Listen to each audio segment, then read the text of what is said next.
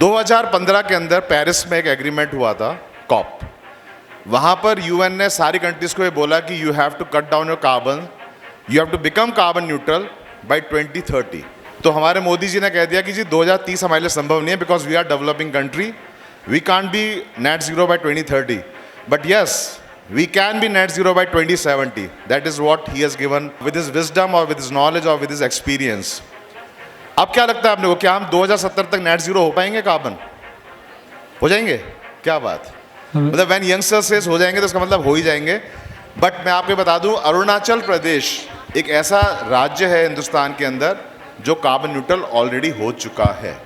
मितव्ययी बनो, be miser sometimes. When we talk about reuse, reduce and recycle, we must also start refusing. Please start refusing, so I think we'll be able to achieve 2070. Engineers और architects पे है कि how we can cut down the carbon footprint from the building point of view. तो उस पे काम अपने को करना है गवर्नमेंट से ज़्यादा। This is not the sole responsibility of the government, it is the responsibility of the every Indian citizen. If we take an oath, as Parul ma'am said, to reduce the carbon footprint, so definitely India will achieve the target of net zero till 2070. वो lifestyle अगर हम जी सकें, which is the so called ethnic lifestyle, हमने उसको वो एक नाम दे दिया है, बट हम सब के रूट्स में वही है। सो अगर सिर्फ हम वो जी लें तो आधा काम तो उससे हो जाएगा। फॉर एग्ज़ाम्पल गुरुद्वारा होता था, तो गुरुद्वारे में हम जब भी जाएंगे तो वहाँ पे आप हमेशा पैर धो के ही अंदर जाते हैं। So it's such a beautiful understanding कि आप वहाँ के हाउस कीपिंग का काम आपने वहीं ख़त्म कर दिया, बिकॉज़ आप ऑलरेडी एक हाइजीनिक वे में एंटर कर रहे हैं। अगर आपके एक घर में एसी नहीं है ड्राइंग रूम में, या जो भी है सेंट्रली एयर कंडीशन नहीं है, इसका अर्थ ये नहीं है कि आपका घराना समृद्ध नहीं है। ये जो आइडियोलॉजी है, अगर हम किसी भी लेवल पे चेंज कर सकते हैं, किसी भी, जैसे कि ये इवेंट भी है, हमारे जो ऐसे इवेंट्स हैं जहाँ हम भरपूर ये बात कर रहे हैं, अगर ये इवेंट किसी ऐसे जगह पे हम ऑर्गेनाइज करें जो कि नो एसी एरियाज़ हों, तो ये भी तो एक कंट्रीब्यूशन ही है ना। When you look at the Bhutan, I mean they are so strict in their rules now because it's such a definitely the landscape is such beautiful that you don't require ACs, or I mean you don't require that, but even then they have maintained that aura of the beauty of that land, and they have imposed taxes, even the tourism taxes. Even if the tourists go there, they know that we are spoiled people. I mean conscious, you are paying tax about the, I mean for cleaning the city, I mean you are conscious. Now I would also say, even if we put a water cooler over there, so people would definitely go there even only and only if they need for water. Otherwise what we do is, even we sip one sip of water and we open the bottle and waste that water also, we waste that plastic also. Let me talk to you about fashion when you're talking about it. Anokhi people, I'm sure in Rajasthan people would know Anokhi. So when they had started in the beginning, they realized कि भाई when they were trying to sell abroad कि ये colour की fashion है, ये season में वो colour होगा, and India we use all colors all throughout the year, except when we have festivals there are specific colors used for that. से अगर चांदनी रात है तो उसमें you want light pink, white और blue to catch the rays. It is everything is scientific. जो भी colours हम इस्तेमाल करते हैं वो सब उसके पीछे साइंस है, कलर का साइंस है। Mind it, whatever we promise, we deliver it. So when PM Modi said in Paris 20,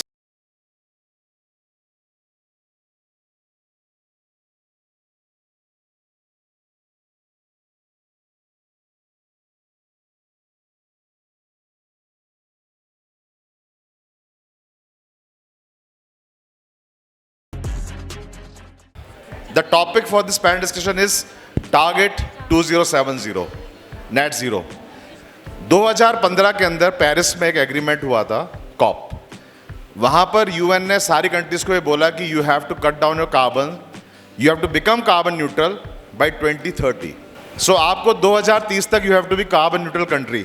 तो हमारे मोदी जी ने कह दिया कि जी 2030 हमारे लिए संभव नहीं है, because we are developing country, we can't be net zero by 2030, but yes we can be net zero by 2070. That is what he has given with his wisdom or with his knowledge or with his experience. अब क्या लगता है आपने को, क्या हम 2070 तक net zero हो पाएंगे कार्बन? हो जाएंगे? क्या बात, मतलब व्हेन यंगस्टर सेज हो जाएंगे तो इसका मतलब हो ही जाएंगे। बट मैं आपको बता दूं, अरुणाचल प्रदेश एक ऐसा राज्य है हिंदुस्तान के अंदर जो कार्बन न्यूट्रल ऑलरेडी हो चुका है। So I mean we are on the right track. So I mean ये अभी मैं स्थिति है पूरे वर्ल्ड की।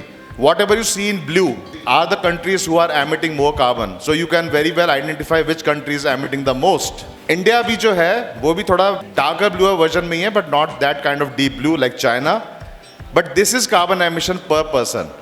सो यहाँ पे आप देख सकते हो हिंदुस्तान का जो कलर है वो थोड़ा चेंज हो चुका है। आई मीन जितनी पॉपुलेशन हमारी है उसके हिसाब से उतना पर कैपिटा हम कार्बन एमिशन नहीं कर रहे हैं। ये बड़ी इंटरेस्टिंग बात है कि जो कंट्रीज रिच हैं, like all producing countries are more carbon. ये किस लिए कह रहा हूँ मैं, क्योंकि 86% जो ग्लोबल कार्बन एमिशन है वो higher upper middle income countries का है, where as rest of that is 14% are by the poor countries. Carbon emission पहले इसको समझते हैं, बहुत सिंपल सी डेफिनेशन है, the release of carbon compound in atmosphere is carbon emission. Now what do we mean by carbon neutral, कि हम carbon emission को कब हम न्यूट्रलाइज कर लेंगे, the amount of carbon we are producing and the amount of carbon we are absorbing और offsetting. और एक छोटा सा टर्म जो इसके हल्का सा डिफरेंस है, that is net zero. Net zero के अंदर जो आज सुबह पैनल डिस्कशन में प्रशांत सर बोल रहे थे, इट्स अबाउट दीज GHGs, इनको हमको कट डाउन करना है, इनको हमको ब्रिंग डाउन करना है, then we become net zero. समझने के लिए अपन ये समझ लेते हैं, when we say net carbon zero, then we says we are talking only and only about carbon dioxide. That means when we say that China will be carbon neutral by 2060, it means that it will be net zero by 2070 or 2080. यानी कि 10-20 साल हमको भी और लगेंगे, and the reverse is net zero. When we say कि this फलाना and फलाना country will go net zero by 2050, it means he has already achieved carbon neutral by 2030 or 2040.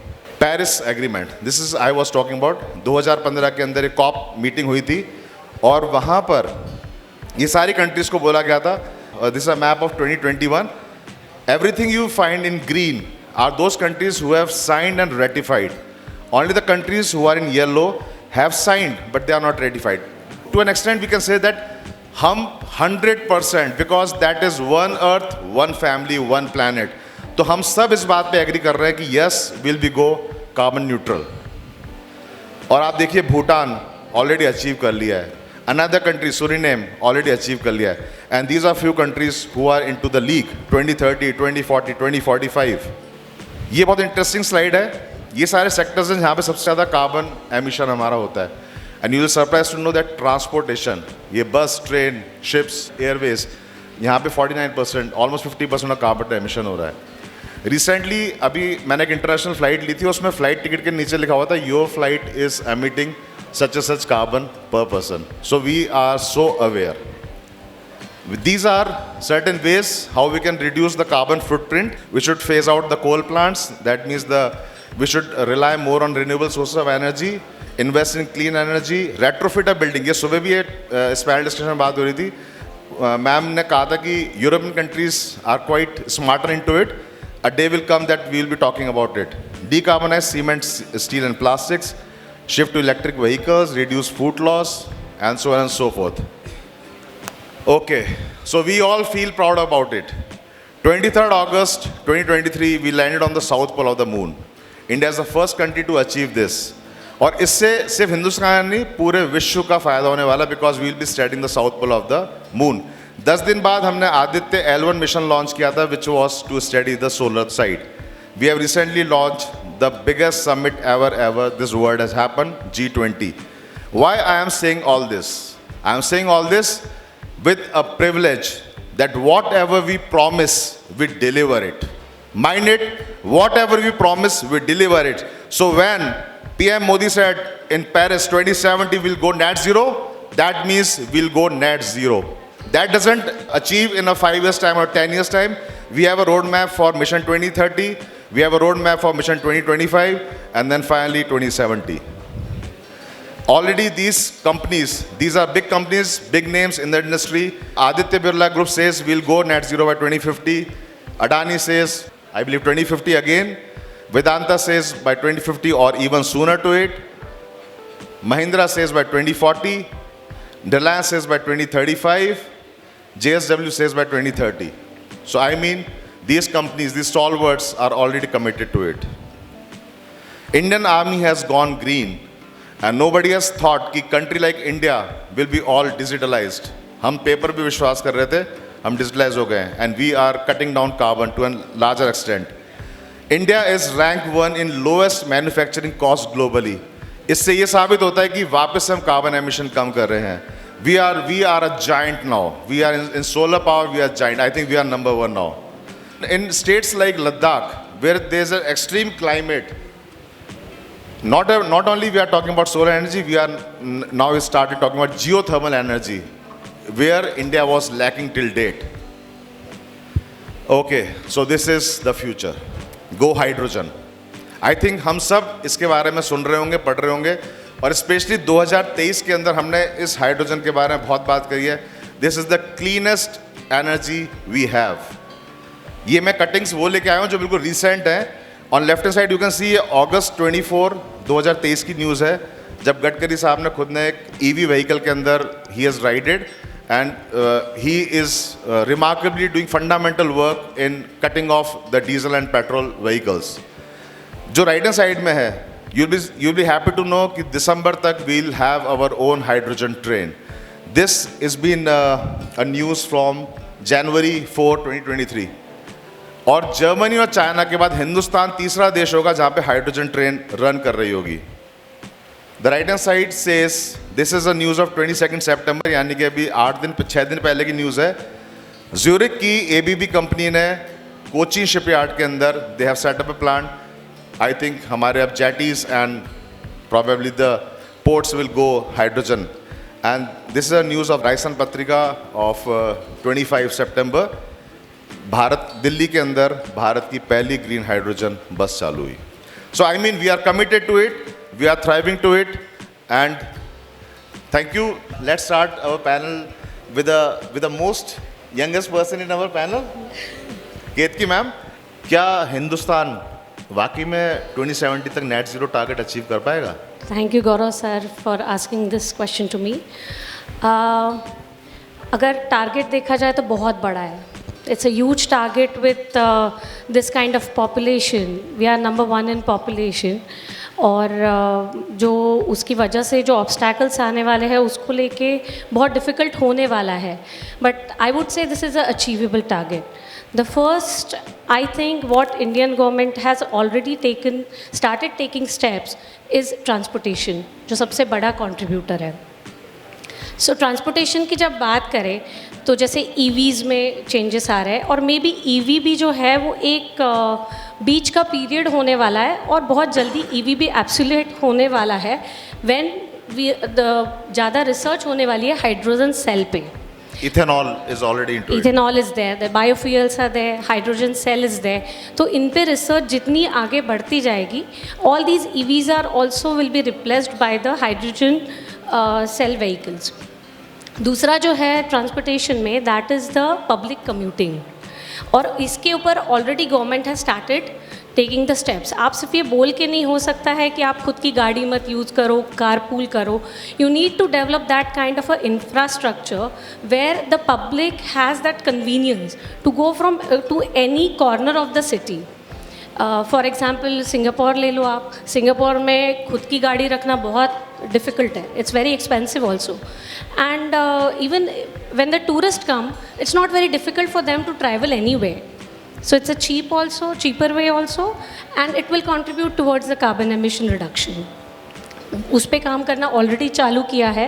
तो government has definitely taking the steps. Train network को बढ़ा रहे हैं ताकि trains सब जगह ये हो जाए. सेकेंड जो है इसमें, that is the major contributor is power. और पावर सेक्टर में we have already have the goals set till 2030, reduction in the traditional power like coal generated power. ये सारी चीज़ें हो रही है. थर्ड पॉइंट जो आता है बिल्डिंग, जहाँ पे अपन सब जो यहाँ बैठे हुए हैं, और as Parul ma'am has already covered that कि अब इंजीनियर्स और आर्किटेक्ट्स पे है कि how we can cut down the carbon footprint from the building point of view. तो उस पर काम अपने को करना है गवर्नमेंट से ज़्यादा. Stringent regulation policies on the industry, जो फोर्थ मेजर कंट्रीब्यूटर है दैट इज़ इंडस्ट्री, तो उस पर भी गवर्नमेंट की तरफ से जो स्ट्रिंजेंट रूल्स एंड रेगुलेशंस आएंगे उसमें डेफिनेटली बेनिफिट मिलेगा. पर जैसे मैंने स्टार्ट में बोला था कि this is not the sole responsibility of the government, it is the responsibility of the every Indian citizen. If we take a oath, as Parul ma'am said, to reduce the carbon footprint, so definitely India will achieve the target of net zero till 2070. Thank you. So I mean the ownership has to come within. Within, And yes. everyone has to participate in this, keeping in mind that that's a noble cause. Ma'am ने कहा हम तो निकल जाएंगे और बाकी आप लोग देखिएगा आपको जीवन और आपके आने वाली जनरेशन को जीवन कैसे व्यतीत करना है. और एक बात और आपने बहुत अच्छी यू हैव बोला ना, नेल्ड द कॉफिन, कि we are aggressively working on the transport side, जो कि ऑलमोस्ट 50% एमिशन कर रहा है. और मैं एक बात बताना भूल गया आप सबको, Ketki ma'am is a solar women of Udaipur, मुझे पता चला था अभी. So I am yes, a round of applause for her. She is working extensively in the field of solar industry. आप छोटा सा brief introduction about yourself. Myself Ketki Mundra. I am a design head in Mundra Energies, which is the leading solar APC company of Udaipur, and we have done the project outside Udaipur also. Solar के लिए innovative designs पे काम करना बहुत अच्छा लगता है. The design should be innovative. मैंने अपना इंजीनियरिंग जो है वो पुणे यूनिवर्सिटी से किया हुआ है, and masters I have done from University of New Hampshire. And I was so glad to see the topic today, क्योंकि मेरा मास्टर्स का जो थीसिस था that was about carbon sequestration in the soil. तो सॉइल में 3 गुना carbon पकड़ के रखने की क्षमता रहती है. तो एक सदगुरु जी का एक वेव चला था कि conserve the soil. So this is one of the way to, you know, reduce the carbon emission also. मैं Anjali, architect Anjali Azad Dubey, finally.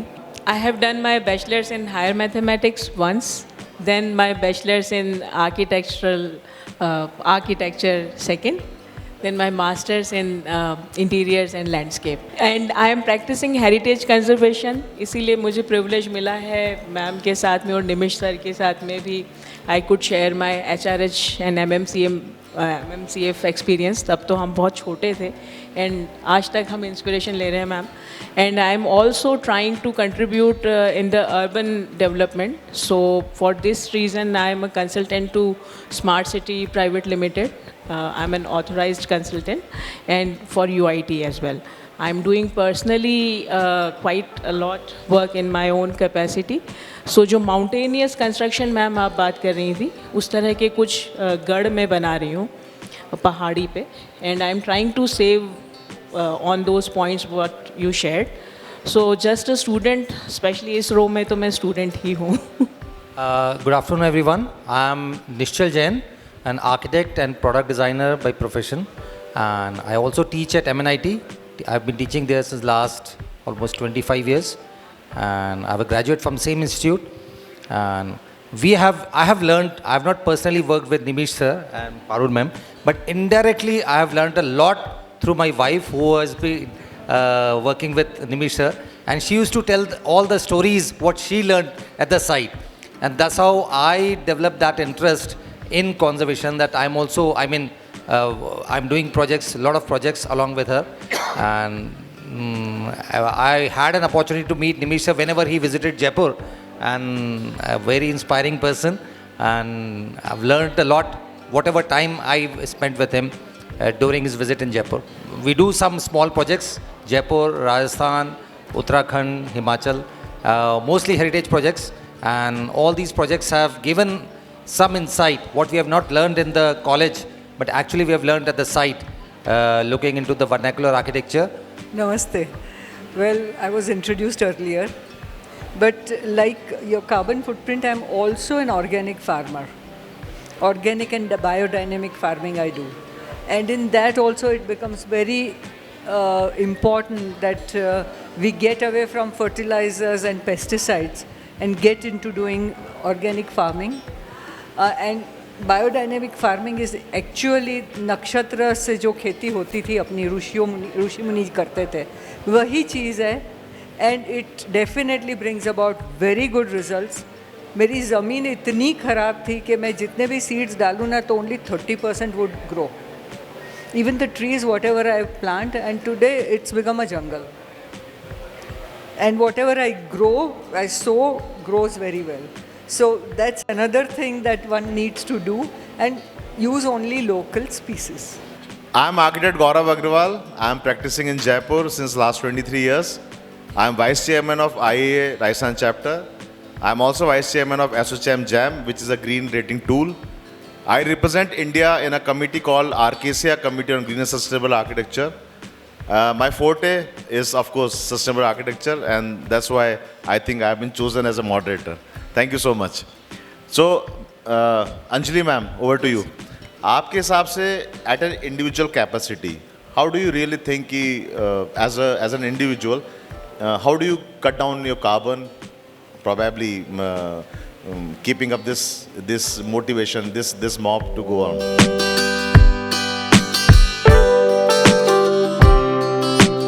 जैसे अभी सब लोग आयुर्वेद की बहुत बात करते हैं. जब हम डाइट प्लान्स के लिए जाते हैं डाइटिशियंस के पास में, या जो भी इस तरह के टिप्स लेते हैं, तो वो बोलते हैं कि आयुर्वेद पे ऑप्ट कीजिए आप, बिकॉज़ आयुर्वेद की जो थ्योरीज़ हैं वो आपको हर तरह का न्यूट्रिशन प्रोवाइड करने के लिए सफिशिएंट है. उसमें आपको कुछ दिमाग नहीं लगाना है, बस फॉलो करना है. So I think same formula हमारी लाइफस्टाइल पे भी फॉलो होता है. वो लाइफस्टाइल अगर हम जी सकें, which is the so called ethnic lifestyle, हमने उसको वो एक नाम दे दिया है, बट हम सब के रूट्स में वही है. सो अगर सिर्फ हम वो जी लें तो आधा काम तो उससे हो जाएगा. फॉर एग्ज़ाम्पल गुरुद्वारा होता था, तो गुरुद्वारे में हम जब भी जाएंगे तो वहाँ पे आप हमेशा पैर धो के ही अंदर जाते हैं. So it's such a beautiful understanding कि आप वहाँ के हाउस कीपिंग का काम आपने वहीं ख़त्म कर दिया, बिकॉज़ आप ऑलरेडी एक हाइजीनिक वे में एंटर कर रहे हैं. फिर ऐसा होता था कि जो भी ख़ास तौर पर रिलीजियस स्पेसेस में हमारे जो बर्तन यूज़ होते थे उनको राख से मांजा जाता था, राख या मिट्टी से. तो राख इज़ अ बाई प्रोडक्ट, जो भी एशेस बनी है आपके जो भी रिचुअल्स से, या मिट्टी भी एक वहीं का एक हिस्सा है, और वो उसी से मांज के बहुत ही कम पानी की ज़रूरत होती थी, बिकॉज़ वो एक ड्राई क्लीनिंग होती थी. सो अभी ड्राई क्लीनिंग होती है हमारी पेट्रोल डीजल वाली ड्राई क्लीनिंग, और वो ड्राई क्लीनिंग होती थी मिट्टी वाली. तो आई थिंक कुछ तो चीज़ें ये हैं, if we can follow in our life style in spite a bad architecture, a glass building, if you can't control, तो ये तो कर ही सकते हैं कुछ चीज़ें. अब ये भी नहीं करना है, आर्किटेक्चर में जाना है, तो जैसे जो मैम के ही बात को मैं कंटिन्यू करूँगी, what she has been trying to convey all of us, कि आप कुछ नहीं करें, आपका जो क्लाइमेट बोलता है बस उसको फॉलो कर लो. लग्जरी का कोई पैमाना नहीं है कि आपने एसी लगाया है तभी आप रिच हैं या आप समृद्ध घराने से ताल्लुक़ रखते हैं. अगर आपके घर में एसी नहीं है ड्राइंग रूम में, या जो भी है सेंट्रली एयर कंडीशन नहीं है, इसका अर्थ ये नहीं है कि आपका घराना समृद्ध नहीं है.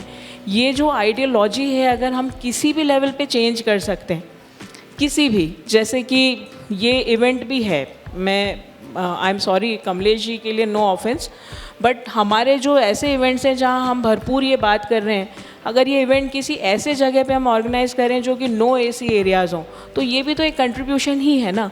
हम यहाँ बैठ के कार्बन यूज़ करके वो बात करते हैं. So on our personal level ऐसे इनिशिएटिव्स हैं, जैसे IIA है, तो IIA यही एक रूल बना ले कि भाई हमारे इवेंट्स तो हम ऐसी जगहों पे करेंगे, या हम प्लास्टिक ग्लासेस यूज़ नहीं करेंगे, या हम बरामदे वाले घर ज़्यादा बनाएंगे, या कोर्ट यार्ड वाले घर ज़्यादा बनाएंगे. तो घर खुद ही ब्रीथ करेंगे, पैसिव कूलिंग है, आप कैविटी वॉल्स बनाइए, बहुत ही आसान तरीके हैं.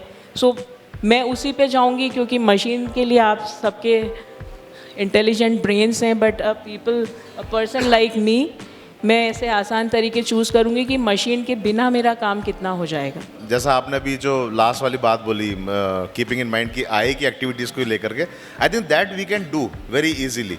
शायद अब हम वो राख से तो बर्तन ना मांज पाएंगे, वो वाला तो नहीं बैठेगा, but definitely there are certain things which are in our hand and we can very well easily do.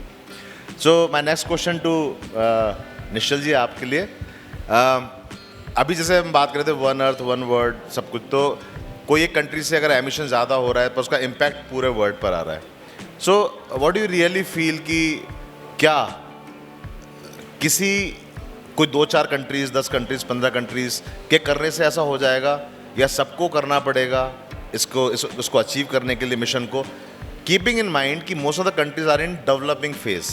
I am not talking about developed world, I am talking about the countries which are in developing phase. तो आपको क्या लगता है कि कैसे, मतलब इसको हम एज अ फैमिली अगर हम देखें तो हम कैसे इसको एम्फसाइज करते हैं? Most of the exploitation has been done by the developed countries rather than the developing countries. If you look at the map of Africa, you don't see any kind of carbon emissions over there because there is still, it's in a developing stage, there is poverty over there. People, there is no carbon emission. I mean, they are so poor that they can't use all these facilities or infrastructure. They've not built those infrastructure, and so there is no carbon emission over there. Similarly, if you look at the Bhutan, when you look at the Bhutan, I mean, they are so strict in their rules now because it's such a, definitely the landscape is such beautiful that you don't require ACs or, I mean, you don't require that. But even then, they have maintained that aura of the beauty of that land. And they have imposed taxes, even the tourism taxes. Even if the tourists go there, they know that we are spoiled people. I mean, so they have imposed taxes that if you are going to Bhutan, you have to pay so much of tax there. So that once you are, I mean, conscious, you are paying tax about the, I mean, for cleaning the city, I mean, you are conscious. Okay. So here the problem is, I mean, the mindset which has to be changed. Even in India, we still 75% of our population live in village. I don't think so. Village need any kind of sensitivity still if we don't impose our laws or impose our conditions on them. The rest 25% of the population needs to be, the mindset of those people have to be changed. And that can be done through education. I mean, if we impose this thing right at the school level, right now I see that even at the school level, if they are sensitized, I think that can bring a, I mean, orbital shift in the change of mindset of the people. Right. Okay. For example, what she said that we could have arranged this event at some other place. Now, I would also say, even if we put a water cooler over there, so people would definitely go there even only and only if they need for water. Otherwise, what we do is even we sip one sip of water and we open the bottle and waste that water also, we waste that plastic also. Yeah. I mean, if you see, half of the bottles are half filled. I mean, distilling of water, filling water, transportation, and that plastic. Again, even this small change can bring a lot of change in our mindset. समझने की बात यह है कि इन सब चीज़ों के अंदर कार्बन जनरेट हो रहा है. हम जाने अनजाने हमको पता नहीं होता कि हमारी किस एक्टिविटी से हम क्या कर रहे हैं, but every small bit and piece has some carbon added to it. और निश्चल जी ने जो बात बोली, I take home 2 things. One is mind set is number one thing which is to be looked upon. Another thing is to educate. तो मुझे लगता है कि जो countries are developed countries हैं, they should educate these developing countries. There should be a kind of a peer rapport amongst the countries, and we must all together thrive to work in this direction. Thank you, Nishal. One more thing. Whenever you open a plastic bottle, just finish that water. At least you don't open a second bottle. So you are conscious. I mean, your stomach is filled with water. So next question, Paul ma'am, to you. You have been practicing conservation more than 4 decades. So my question to you is something the other way of it. We all are dependent on our e-gadgets, and we are coming up with solar panels, etc., etc. How we are going to tackle this e-waste? Because the solar panels are very in thing. Every rooftop you'll find a solar panel, okay, 4 kilowatt or 8 kilowatt or 10 kilowatt. Everyone is doing that. What will happen? Because the technology is immensely drifting. Solar panels जो हमारे पहले black panels के आते हैं, आजकल वो blue panels के आते हैं. The efficiency have increased. Now what will happen 10 years down the line? ये सारे सोलर पैनल तो बेकार हो जाएंगे. And then these e-waste जो generate हुआ है, और otherwise और भी जो हमारे gadgets के e-waste है, how are we going to control that, ma'am? पहले तो मैं e-waste के लिए अपने computers और mobiles के लिए बात करूँगी. Because we have to make a movement telling them, Nimish's cousins had a unit in US where they were designing hardwares and softwares for companies like Samsung and other companies. सो वो कहते थे कि कई बार उनका जो हार्डवेयर है ना, जो चिप या कुछ है, चेंज बहुत मिनिमम होता था and it was upgraded. Right. So we have to insist that please upgrade my mobile, please upgrade my computer. You don't have to throw it, and unless we make this as a rule, and as like IIA ने वो चालू किया AutoCAD के सामने, only 25,000 rupees or 30 at least, हाँ, तो उतने में वो similar to AutoCAD आ जाता है, and it is for lifetime. That's when AutoCAD realizes कि अपना सेल कम हो रहा है. Things like this, we as a community will have to start doing. Why do we have to pay for that upgrade? अगर Steve jobs का जब उसने पहले डिज़ाइन किया वो computer until he died he could use it. Why do we have to keep on? Yeah, it is fashion. No, it's fashion. So they have created that fashion. Let me talk to you about fashion when you're talking about it. Anokhi people, I'm sure in Rajasthan people would know Anokhi. So when they had started in the beginning, they realized कि भाई when they were trying to sell abroad, कि ये colour की fashion है, ये season में वो colour होगा. And India, we use all colors all throughout the year, except when we have festivals, there are specific colors used for that. Say अगर चांदनी रात है तो उसमें you want light pink, white और blue to catch the rays. It is everything is scientific. जो भी colours हम इस्तेमाल करते हैं वो सब उसके पीछे साइंस है, कलर का साइंस है. तो they went and they found out that there were at that point in time only 3 companies, pigment companies. They made pigments for the entire world.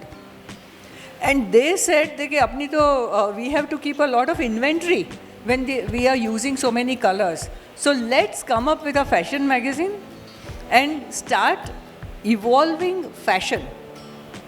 कि ये सीज़न में ये कलर्स होंगे. So everything you will find वो cars के colours से लेके carpets के कलर्स, कर्टन्स के फैब्रिक्स के कलर्स वही होंगे.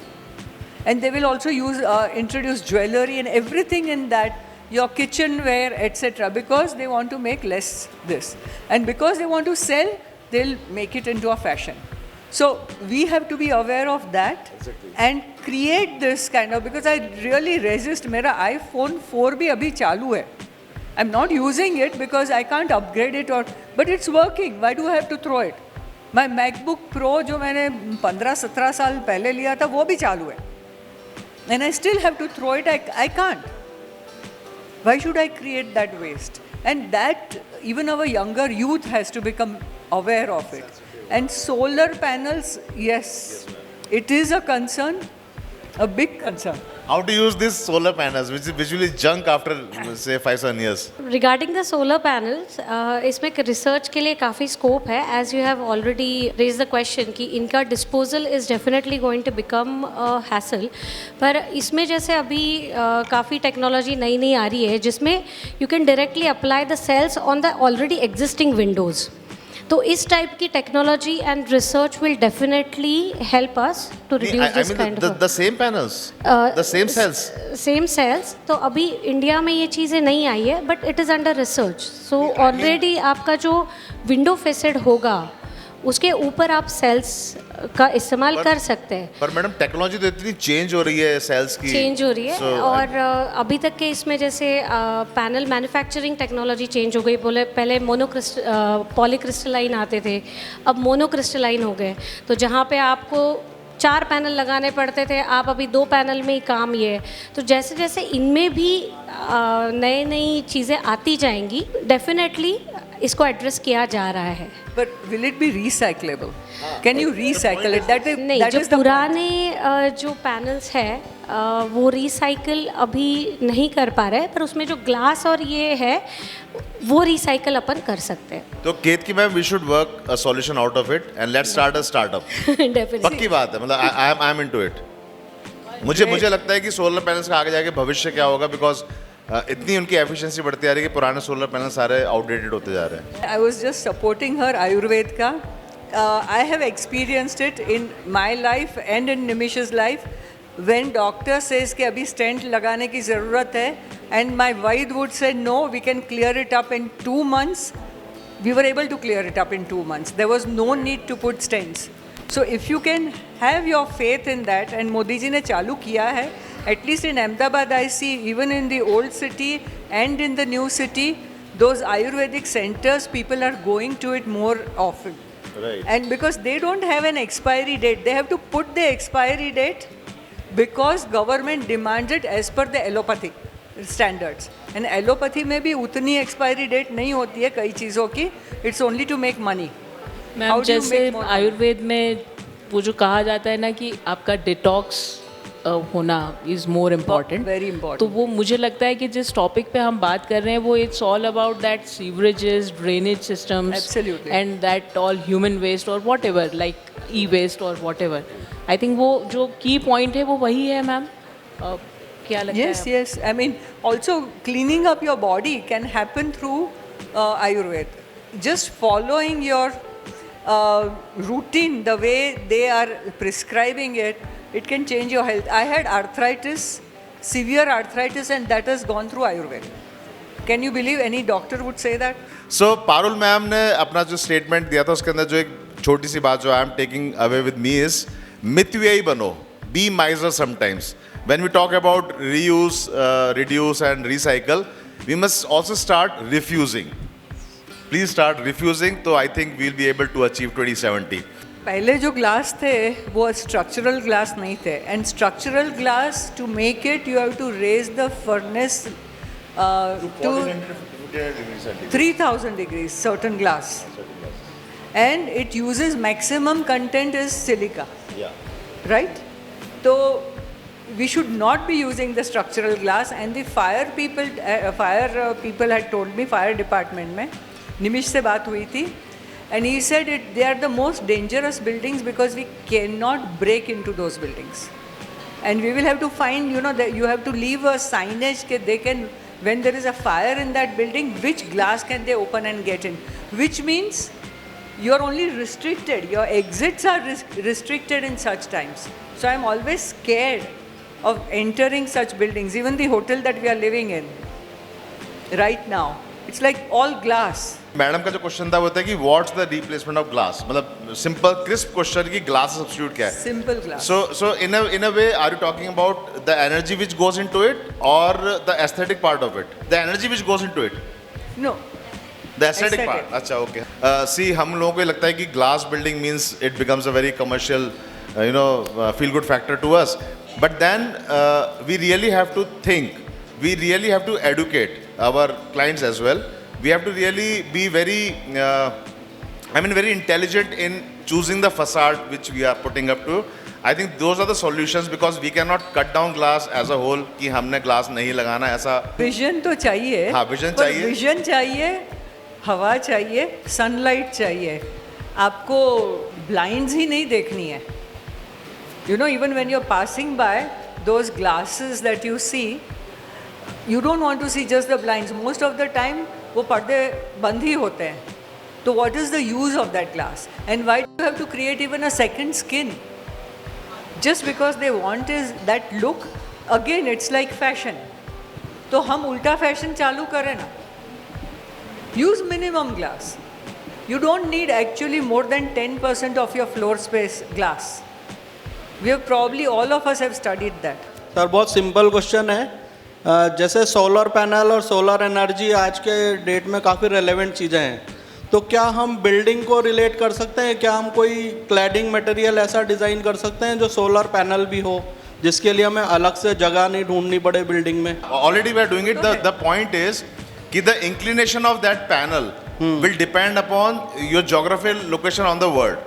आप किस जगह पर हो. तो उसका इंक्लिनेशन बहुत इंपॉर्टेंट है. अदरवाइज अगर आप फ्लैट आप इस्तेमाल करोगे तो वो उतना एनर्जी प्रोड्यूस नहीं कर पाएगा. That's the only challenge. But what about aesthetics, मतलब उसमें क्या इनोवेशंस हैं कि वो एस्थेटिकली प्लीजिंग भी हो, क्योंकि नहीं तो पूरी बिल्डिंग ग्लास भी नहीं हो जानी चाहिए. तो some intelligent cladding material which serve the solar panel aspect also. Thank you. So I mean एक और स्टार्टअप का हमको मिल गया idea, to design a solar panel. If you look at all our traditional buildings, column अगर बहुत मोटा चाहिए तो उसके ऊपर कार्विंग हो जाती थी, so that aesthetically it becomes beautiful, right? So we have to learn from our traditions and craftsmen कि जो भी चीज़ है उसको एस्थेटिकली हमें कैसे उसको बदलना है. I'll end up this panel with just one word from all the panelists.